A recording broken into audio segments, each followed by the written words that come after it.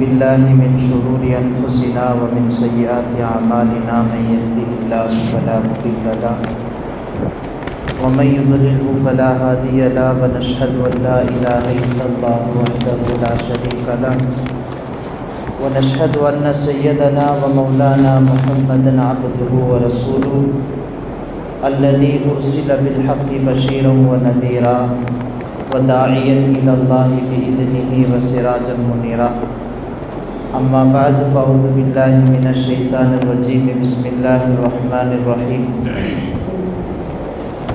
إن الله وملائكته يصلون على النبي يا أيها الذين آمنوا صلوا عليه وسلموا تسليما اللهم صل على سيدنا محمد وعلى آل سيدنا محمد وبارك وسلم عليه اللهم صل على سيدنا محمد وعلى آل سيدنا محمد وبارك وسلم عليه اللهم صل على سيدنا محمد الذي قرنت البركة بذاته ومحيا وتعذرت العوالم بذكره وليا وقال الله تعالى في كلامه القديم والفرقان المجيد بفضل بسم الله الرحمن الرحيم لن تنالوا البر حتى تنفقوا مما تحبون صدق الله مولانا العظيم وصدق رسوله النبي الكريم ونحن على ذلك من الشاهدين والشاكرين والحمد لله رب العالمين. கண்ணியத்திற்கும் மிகுந்த மரியாதைக்கும் உரித்தான இஸ்லாமிய பெரியோர்களே, சகோதரர்களே, சிறார்களே, உங்கள் அனைவருக்கும் அஸ்ஸலாமு அலைக்கும் வரஹ்மத்துல்லாஹி வபரகாத்துஹு. அன்பிற்கினிய அல்லாஹ்வின் நல்லடியார்களே,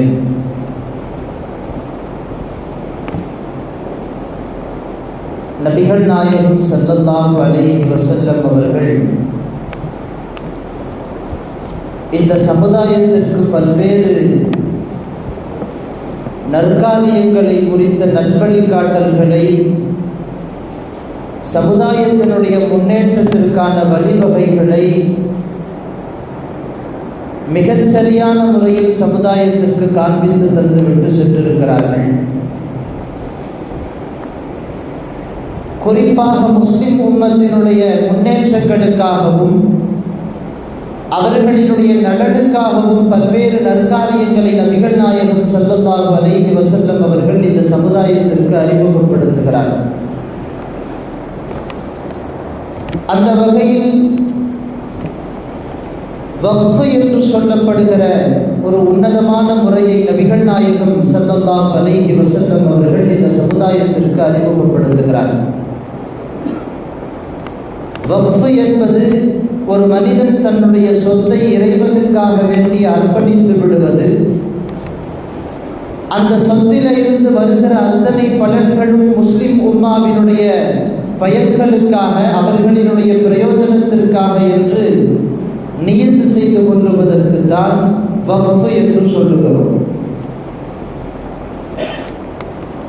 இன்றைக்கு உலகம் முழுவதும் வக்ஃப் என்பது பரவலாக எல்லா இடங்களிலேயும் இருக்கிறது. பல்வேறு நாடுகளில் வக்ஃபுகள் செய்யப்பட்ட இடங்கள் நிறைய இருக்கிறது. அதே மாதிரி வக்ஃப் என்பது இடங்களாகவும் பொருட்களாகவும் பல்வேறு வகைகளில் வக்ஃபினுடைய ப்ராப்பர்ட்டி என்பது இருந்து வருகிறது. இந்த வக்ஃபினுடைய முறையை நபிகள் நாயகம் ஸல்லல்லாஹு அலைஹி வஸல்லம் அவர்கள் முதலில் அறிமுகப்படுத்துகிறார்கள் மதீனாவிலே. ஹஸரத் உமர் ரலியல்லாஹு அன்ஹு அவர்கள் வந்து நபிகள் நாயகம் ஸல்லல்லாஹு அலைஹி வஸல்லம் இடத்தில் சொன்னார்கள், யா ரசூலல்லாஹ், நான் ஹைபரிலே ஒரு இடம் இருக்கிறது, அந்த இடத்தை முஸ்லிம்களுக்காக வேண்டி சதகா கொடுக்க வேண்டும் என்று விரும்புகிறேன். எனக்கு ரொம்ப பிரியமான இடம். அந்த இடத்தை முஸ்லிம்களுக்கு வக்ஃப் செய்ய வேண்டும், அவர்களுக்கு ஹதியாவாக சதகாவாக தர வேண்டும் என்று நான் விரும்புகிறேன் என்று சொன்னபோது நபிகள் நாயகம் ஸல்லல்லாஹு அலைஹி வஸல்லம் அவர்கள் ஹஸரத் உமர் ரலியல்லாஹு அன்ஹு அவர்களுக்கு சொன்ன செய்தி, அந்த பூமியை நீங்கள் முஸ்லிம்களுக்கு சதக்காவாக கொடுப்பதை விட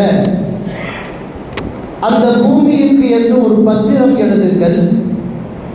அந்த பத்திரத்தில் இது அல்லாஹ்வுக்காக தரப்பட்ட பூமி,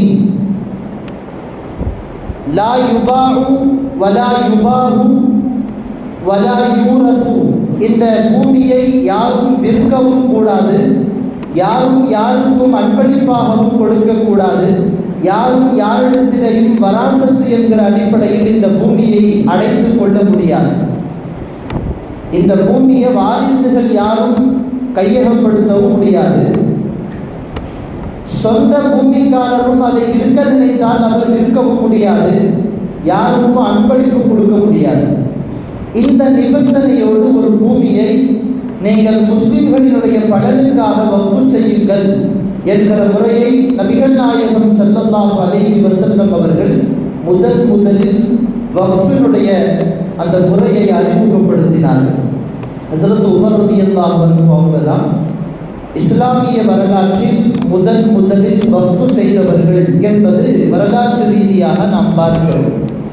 அதற்கு பின்னால் நபிகள் நாயகம் ஸல்லல்லாஹு அலைஹி வஸல்லம் அவர்கள் பல்வேறு சமயங்களில் பல்வேறு சந்தர்ப்பங்களில் முஸ்லிம்களுக்கு தேவையான இடங்களை, கிணறுகளை, தண்ணீரினுடைய வசதிகளை, பல்வேறு வசதிகளை முஃமின்களுக்கு வக்ஃப் செய்ய வேண்டும் என்று ஆர்வப்படுத்தினார்கள்.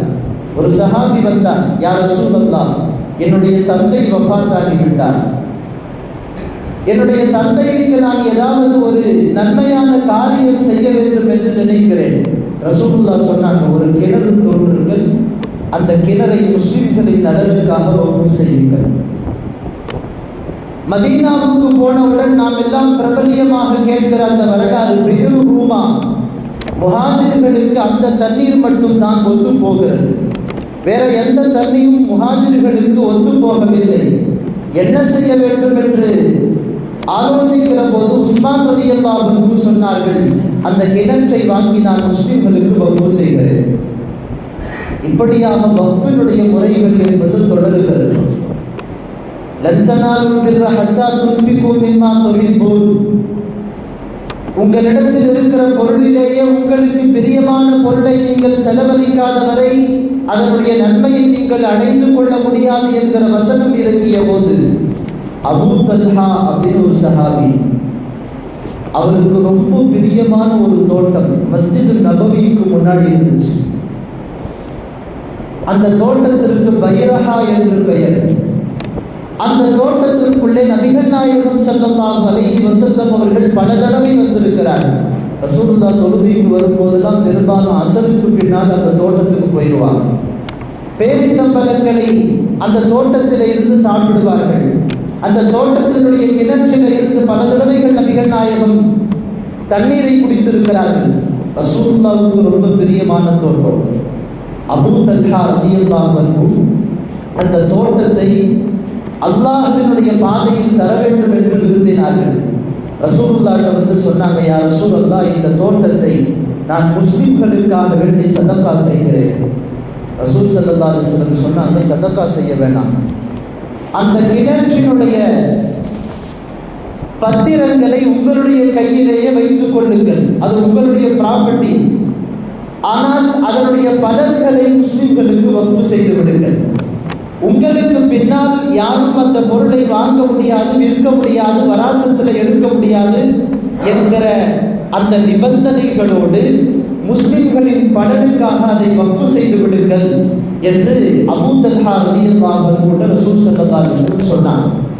அந்த அடிப்படையில் நபிகள் நாயகம் ஸல்லல்லாஹு அலைஹி வஸல்லமினுடைய சஹாபாக்களை வக்ஃப் செய்ய வேண்டும் என்று ஆர்வப்படுத்தியதால் பல்வேறு இடங்களில் சஹாபாக்களும் சரி, தொடர்ந்து வந்த தாபீன்களும் சரி, 1400 வருடங்களாக உலகம் முழுவதும் முஸ்லிம்களின் நலனுக்காக வேண்டி நிலங்களையோ வேறு ஏதாவது கிணறுகளையோ முஸ்லிம்களுக்கு பயன்படுகிற விதங்களில் பொருட்களை வக்ஃப் செய்கிற பழக்கங்கள் என்பது நம்மிடத்திலே நீண்ட காலமாக வருகிறது.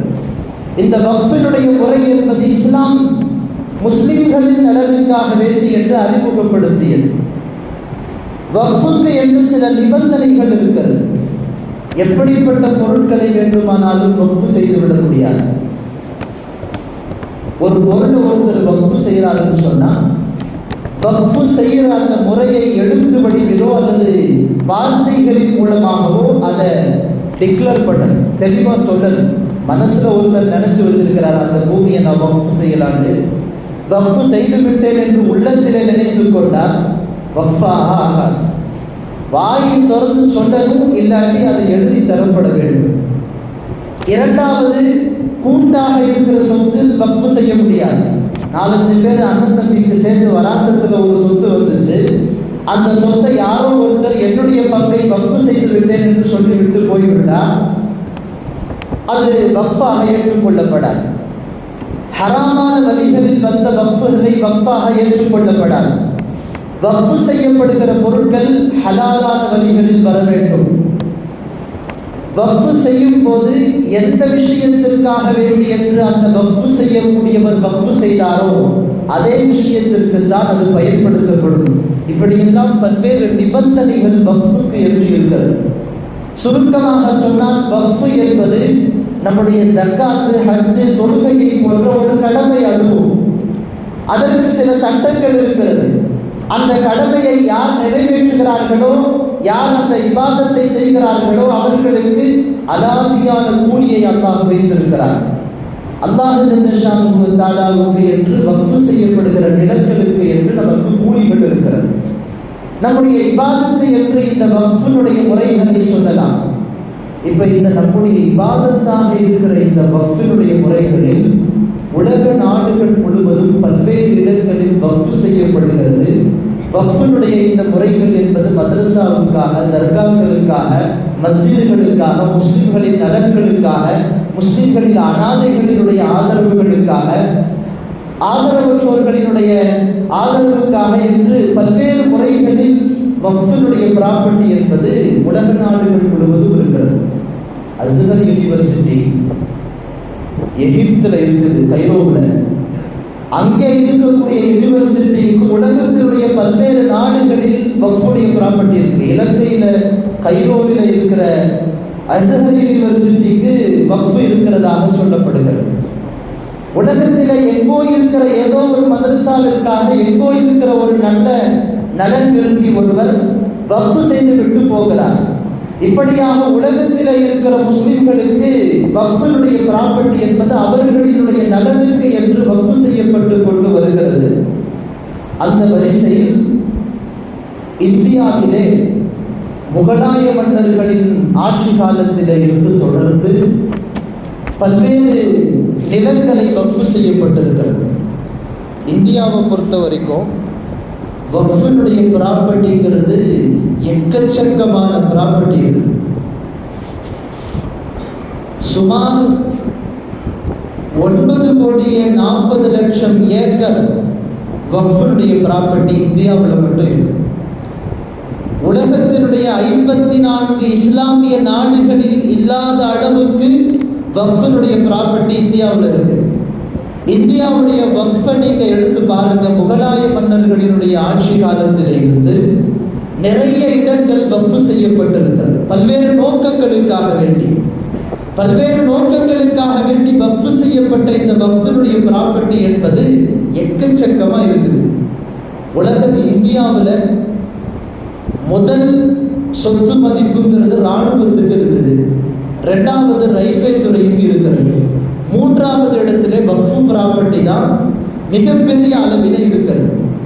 அப்போ பெரிய அளவில் இருக்கும்போது அதை பார்க்கும்போதெல்லாம் ஒரு கண் உறுத்தல் இருக்கதான செய்யும். எல்லோருக்கும் இருக்கும் இல்லையா?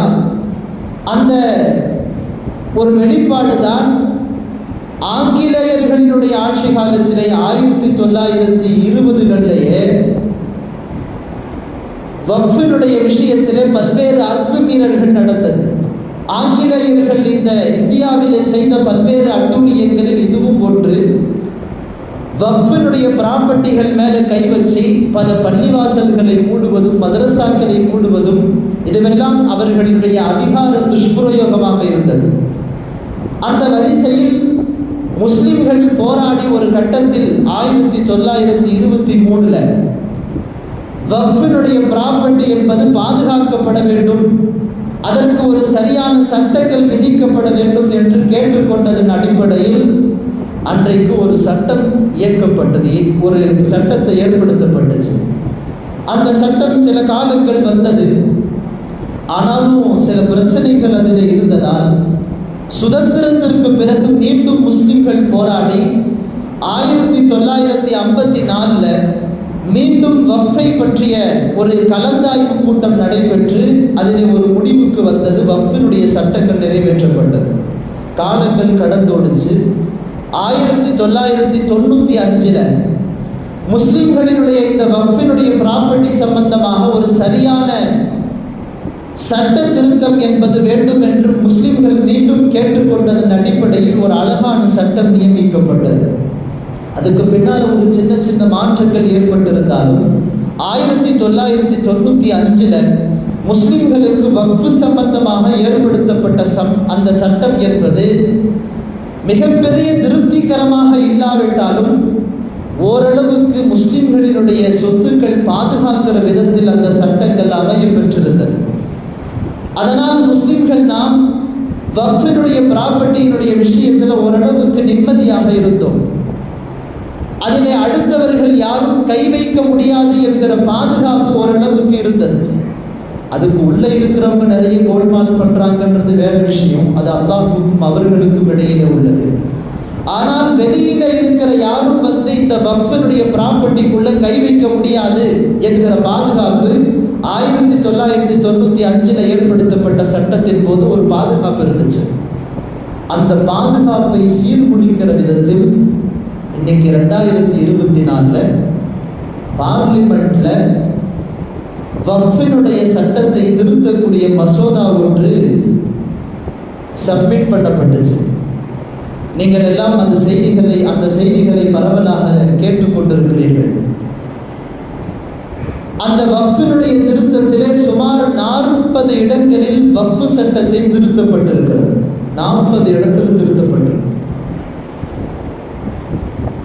அந்த 40 திருத்தங்களையும் சொல்லிக் கொண்டிருப்பதற்கு நேரமில்லை. 1-2 இடங்களை நான் உங்களுக்கு அதனுடைய ஆபத்தை, நமக்கு ஏற்படவிருக்கிற அந்த அபாயத்தை உங்களுக்கு விளக்க வேண்டும் என்பதற்காக சொல்லுகிறேன். வக்ஃபு வாரியத்தில் முக்கியஸ்தர்கள், முக்கியமான உறுப்பினர்கள் 22 பேர் இருக்கணும். அந்த 22 பேர்ல 10 பேர் மட்டும்தான் முஸ்லிம்களாக இருக்க முடியும். முஸ்லிம்களுடைய கோட்டாங்கிறது 10 பேர் மட்டும்தான். மீதி 12 பேர் யார் வேண்டுமானாலும் இருக்கலாம். கோயில்களுக்கோ மற்ற ஆலயங்களுக்கோ இருக்கிற சொத்துக்களில் அதனுடைய நிர்வாகிகளாக முஸ்லிம் அல்லாதவர்கள், முஸ்லிம்கள் இருந்தால் பரவாயில்லை என்பதை ஆலயத்தினுடைய பொறுப்புதாரிகளும் கோயிலுடைய பொறுப்புதாரிகளும் ஏற்றுக்குவாங்களா? அது சரியான சட்டமாக இருக்க முடியுமா? அப்ப எப்படி வக்ஃபினுடைய சட்டங்களிலே மட்டும் முஸ்லிம் அல்லாதவர்கள் உள்ளே வர முடியும் என்கிற ஒரு திருத்தத்தை இந்த நடுவண் அரசு கொண்டு வர துடிக்கிறது என்பது புரியவில்லை. அப்படி ஒரு கால் யார் வேண்டுமானாலும் உள்ளே வரலாம் என்று சொன்னால் சொல்லவே தேவையில்லை. யாரெல்லாம் அவங்க உள்ள கொண்டு வந்து உட்கார்ந்து வைப்பாங்கிறதுல நம்முடைய சொத்துக்கு இருந்த பாதுகாப்பு என்பது முழுக்க அடிபட்டு போயிடும். 22 பேர்ல 12 பேர் மெஜாரிட்டி முஸ்லிம்கள் இல்லைங்கும் போது அவங்க என்ன சொல்றாங்களோ அதுதான் சட்டமா இருக்கும். வக்ஃபு என்பது அவர்கள் நினைப்பதை போன்று ஏதோ ஒரு ப்ராப்பர்ட்டி சம்பந்தப்பட்ட விஷயம் இல்லை. இது அல்லாஹ்வுக்கு சொந்தமாக்கப்பட்ட பூமி. இந்த பூமியை எப்படி கையாள வேண்டும் என்கிற முறைகள் முஸ்லிம்களிடத்திலே மட்டும்தான் அதனுடைய சட்டங்கள் இருக்கிறது. வேற எவனாச்சும் ஒருத்த வந்து உட்கார்ந்துட்டு அவன் சொல்றதை நாம நடத்தணும்னு சொன்னா அப்போ வக்ஃபினுடைய ப்ராப்பர்ட்டி வக்ஃபு ப்ராப்பர்ட்டியாவே இருக்காது. வக்ஃபினுடைய பொருளை எப்படி பயன்படுத்த வேண்டுமோ அந்த பயன்பாட்டில் அதை பயன்படுத்த முடியாது என்கிற கட்டம் வந்துவிடும். அந்த வக்ஃபுடைய ப்ராப்பர்ட்டியில அரசாங்கம் தலையிட்டு எந்த செயல்பாடுகளை வேண்டுமானாலும் நடைமுறைப்படுத்த முடியும் என்கிற திருத்தம் அதிலே கொண்டு வரப்பட்டிருக்கிறது. இதுவரைக்கும் அந்த திருத்தம் இல்லை. அரசாங்கம் தலையிட முடியாது. வக்ஃபு வாரியத்தில் இருக்கிறவங்க என்ன சொல்றாங்களோ அதுதான் செயல்முறைக்கு கொண்டு வர முடியும், நடைமுறைப்படுத்த முடியும். ஆனால் இப்போது அதை மாற்றிவிட்டு அரசாங்கம் அதிலே நேரடியாக தலையிட முடியும் என்று சொல்லுகிறார். அரசாங்கத்துக்கு வக்ஃபை பற்றி சட்டம் என்ன தெரியும்? வக்ஃபினுடைய ப்ராப்பர்ட்டி என்பது ரொம்ப கவனமாக கையாளப்பட வேண்டிய ஒன்று. வக்ஃபுடைய ஒரே ஒரு ரூபாவை அநியாயமாக முறையில்லாமல் ஒருவன் சாப்பிட்டு விட்டால் அவனுடைய சந்ததிகளையே அது பாதிக்கும். அவ்வளவு கவனமாக கையாளப்பட வேண்டிய ஒரு சொத்து அது.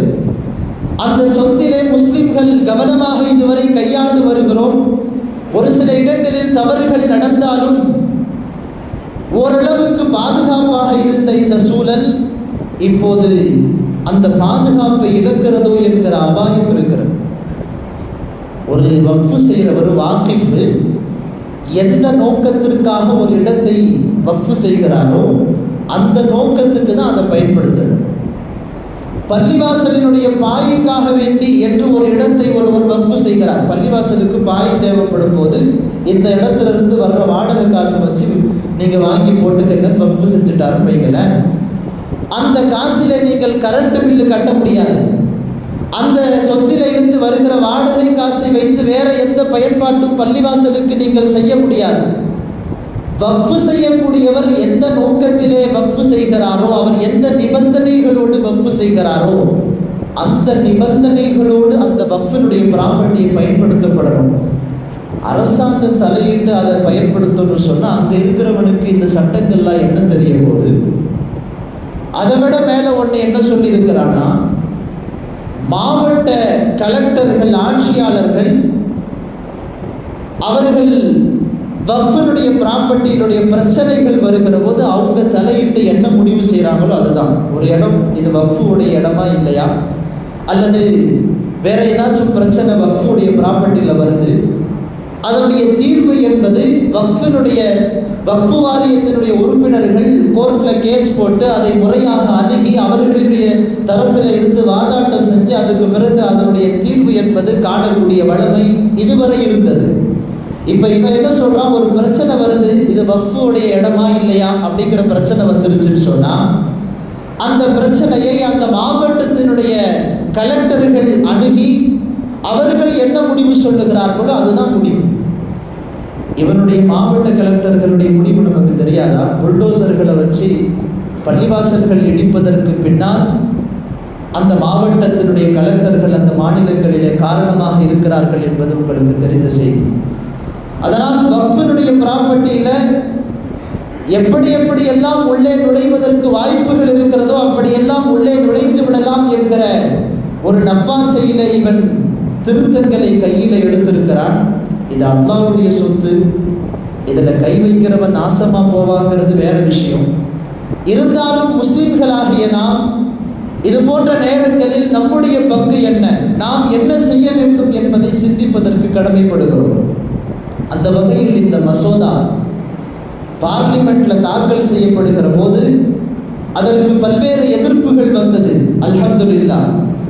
அந்த எதிர்ப்புகளுக்கு பின்னால் ஜேபிசி, ஜாயிண்ட் பார்லிமெண்ட் கமிட்டி என்று ஒரு கமிட்டி உருவாக்கப்பட்டு அந்த கமிட்டி இந்த விஷயத்தை விவாதித்து ஒரு முடிவுக்கு வர வேண்டும் என்று கேட்டுக்கொள்ளப்பட்டது. அதற்கு பின்னால் அந்த ஜேபிசி தான் இன்னைக்கு மக்கள்கிட்ட கருத்து கேட்டிருக்கு. 50 லட்சம் இமெயில்கள் இந்த மசோதா தேவையில்லை என்று எதிர்ப்பு தெரிவிச்சிருச்சுன்னு சொன்னால் 50 லட்சம் இமெயில் இந்த மசோதா இனிமேல் கொண்டு வரப்படாது என்கிற கருத்தோடு மக்களிடத்தில் அந்த கருத்து விடப்பட்டிருக்கிறது. நாம் கடந்த வாரம் கூட அந்த செய்தியை அறிவிப்பு செஞ்சோம்.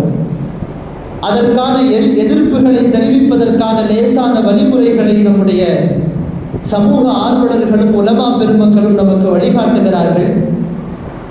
நாம் எந்த இலக்கை 50 லட்சம் இமெயில் எதிர்ப்பினுடைய இமெயில் வரணும், அந்த இலக்கு இன்னும் அடையலை.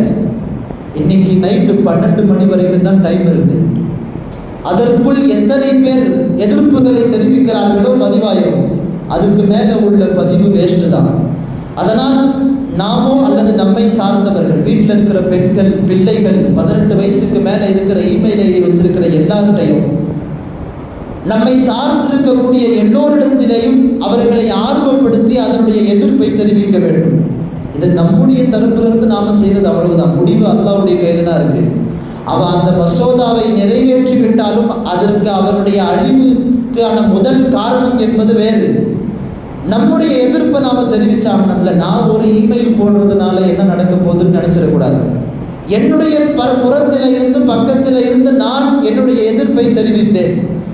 அதற்கான முடிவை அல்லாஹ் செய்து கொள்வார். எனவே நம்மை சார்ந்திருக்கக்கூடிய எல்லாத்தையும் முடிஞ்ச அளவுக்கு அந்த எதிர்ப்புகளை தெரிவிக்கணும். அல்ஹம்துலில்லாஹ் நம்முடைய பள்ளியில் அந்த ஸ்கேனர்கள் ஆங்காங்கே வைக்கப்பட்டிருக்கிறது.